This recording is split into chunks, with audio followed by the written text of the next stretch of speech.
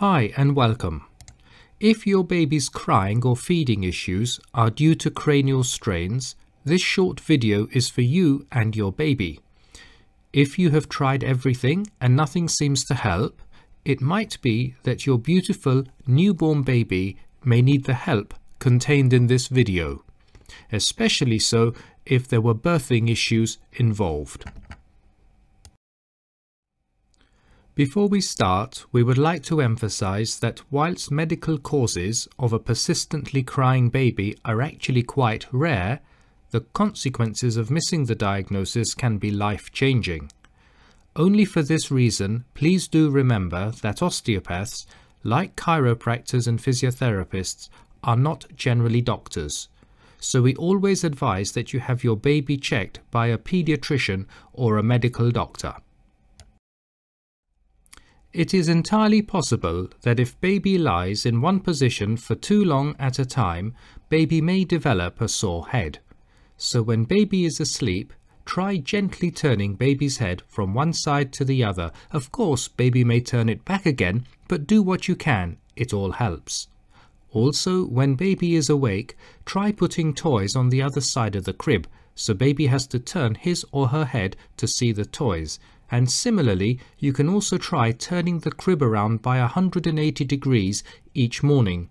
This way, baby has a chance to look left and right each alternate day. Also, do remember, if baby sleeps for too long in one position, it can lead to a flat head. So the message is, keep turning baby's head as often as you can. If you suspect your baby may have a sore head, try laying them on the side instead. This may help take pressure off their delicate tissues, and of course, always supervise your baby so he or she does not roll onto their front. You can of course buy a sleeping wedge to help achieve lateral stability, but do remember to turn baby from one side to the other time to time. Obviously, we do not recommend you use this for nighttime use. Here is another great position that babies just love. It's called the tiger in the tree position. It doubles as a side-lying position, or if you carefully lean baby forward onto your forearm, baby will lie on their tummy. It becomes instant tummy time. Notice how dad's right hand is under baby, helping to support the hold. In this position, baby is placed high on mum's chest. Note how baby's arms are thrown over mum's shoulders. This position will naturally help keep pressure off the baby's head and allow baby to explore the world around. By keeping baby's arms over the shoulder, it also helps prevent baby from sliding down on mum, as this can lead to baby's neck being bent backwards a little bit, as their jaw would come into contact with mum's shoulder. Tummy time is really important because it helps develop the neck muscles, helps develop the spinal curves, and it helps take pressure off the back of baby's neck. So this means laying baby on their front, on their play mat, on a bath mat, on some bedding, and so on. Obviously, being careful that baby can breathe at all times. Another great idea is to lay baby across your lap whilst you are seated, or across your forearm, so baby's stomach is in contact with your forearm, the tiger in the tree position that we just saw. And finally, of course, the over-the-shoulder position we saw in the last slide. All of these four positions count as tummy time and will go a long way to helping with your child's neck development, curve development, and of course keeping pressure off the delicate part of their head. If baby is at risk of a sore head, it makes sense to protect it. Always support your baby's neck and head by cupping it. Never lift baby up from under the shoulders. It causes the neck to bend backwards, which of course can cause pain. Naturally, this can aggravate or increase a sore neck. Finally, if you are new to lifting your baby, try leaning yourself forward so you can pick up your baby in contact with your own chest. If you become secure, baby will too. And last of all, and perhaps most important of all, playtime. A little bit of gentle play means movement, and movement means a free neck, free shoulders and a free low back. Plus, it's great for bonding and babies love it. The key areas to work on are the arms, which help to free the neck and shoulders, whilst working on the legs helps to free the low back and hips.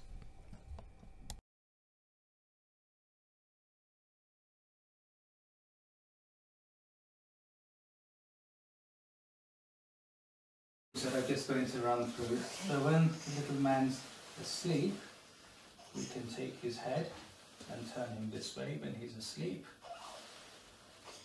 And if he allows, no, he doesn't want to turn this way, but we turn the head this way and we turn the head this way. Now the next thing we want to see is often people pick up their babies like this, and you can see the back of his head bending back, and that's no good. So we'll put one hand there, the other hand on the back of his back, and we pick him up. And we can come close in this way, we can come close this way and pick up the baby. And avoid letting his head bend back when we pick him up, we keep it forward.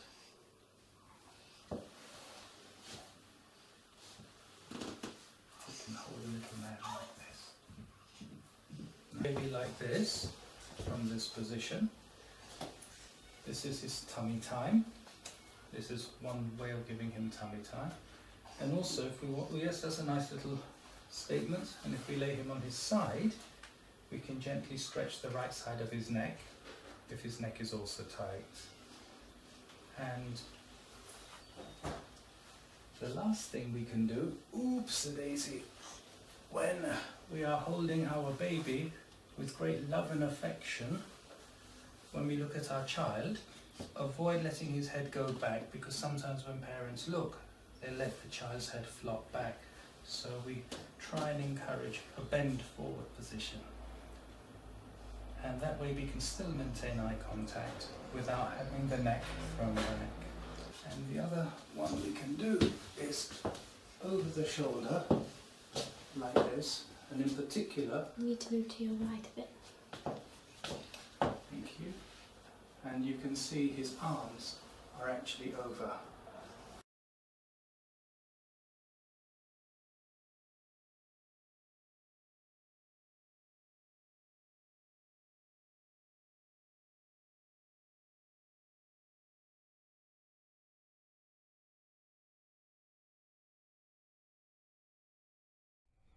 Well, there we are. In short, everything we have spoken about in this self-help video is about movement. If you need help with anything mentioned in this video, please do contact us. We always offer free advice to parents, so go ahead, give us a call or send us an email. We're real people and we are really pleased to help.